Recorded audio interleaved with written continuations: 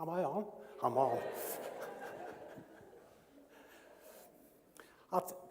My name's Mike. For those who heard me the first time, I'm sorry for repeating myself. And I'm known for having a heart of caring, loving generosity, particularly towards my wife. And so this year I thought I'd do something special. I bought her a present, and it was sort of like between her birthday and Christmas joined together. You all buy presents, don't you, for the people you love? So I bought her a fridge. What?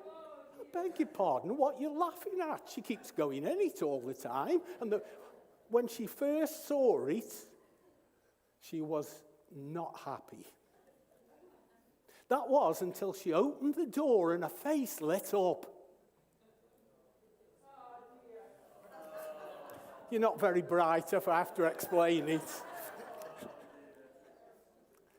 Good morning and welcome. We've been going through the Sermon on the Mount, and last week Laura finished off the Beatitudes. All that means simply is the times when Jesus has said, this will be a blessing to you. And so Laura finished that off. And so now we're moving on how you apply those blessings in your life. And Jesus said this, and if you'll put it up, thank you. He said this, you are the salt of the earth. But if the salt loses its saltiness, how can it be made salty again? It's no longer good for anything except to be thrown out and trampled underfoot. So Jesus is now saying, because of all these blessings, you need to be salt. You need to have the properties and need to apply salt in your lives. But just thinking about the next slide. Thank you. Just looking at a sort of introduction. Now, this isn't a joke, but it's about my granddaughter, Evie. And we were talking, because I'm thinking about salt. I said, the sea is salty. She says, no, it's not. She says, it's not up here. I said, it is. The sea's salty everywhere.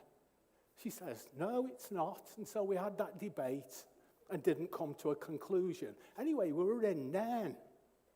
And we went down to the water, and both of us, and at this time, the sea was right out, and we dipped our finger in the water, and both sucked our fingers, and it wasn't very salty. It wasn't salty, barely at all. And we were right where the River Ness comes out. You know where I mean, don't you? Most of you will know. Because, of course, that isn't the sea, it's a firth. And a lot of the water that's coming out, the seawater is diluted by fresh water. And so the conclusion I came to on this is, we were both part right and part wrong. The sea is salty, but where we dipped our finger wasn't the sea. Now, to do this, we need a bit of a chemistry lesson, I think. So are you all up for chemistry?